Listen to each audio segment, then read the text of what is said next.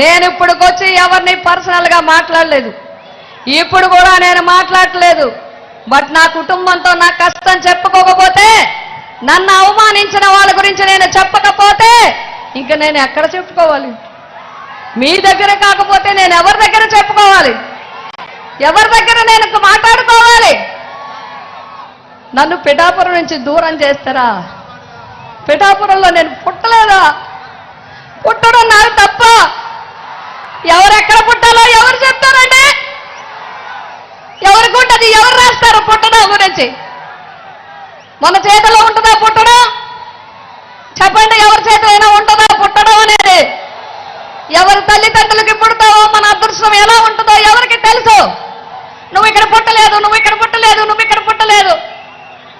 మీరేమైనా పుట్టారా? 2009 వరకు నియోజకవర్గం జగ్గంపేట వంగా గీత పోటీ చేసినప్పుడే ఆ నియోజకవర్గం ఇక్కడికి వచ్చింది. నీ గ్రామం గుర్తు తెచ్చుకోండి. 2009లో దొంతమూరు ఇందులో చేరింది.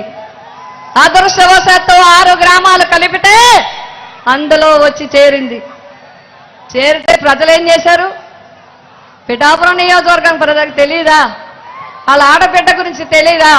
2009లో నీ గ్రామం కలిసి నువ్వు పోటీ చేసినా వంగ గీతను రెక్కించారు పిఠాపురం నియోజకవర్గ ప్రజలు. పోటీ చేయడానికి నేను వచ్చాను, గ్రామం కలిసి మీరు వచ్చారు. కానీ మొట్టమొదట ప్రజలు నన్ను ఆశీర్వదించారు. మీ అందరినీ నేను కోరి ప్రార్థిస్తున్నాను, లెక్కలు తేలాలా?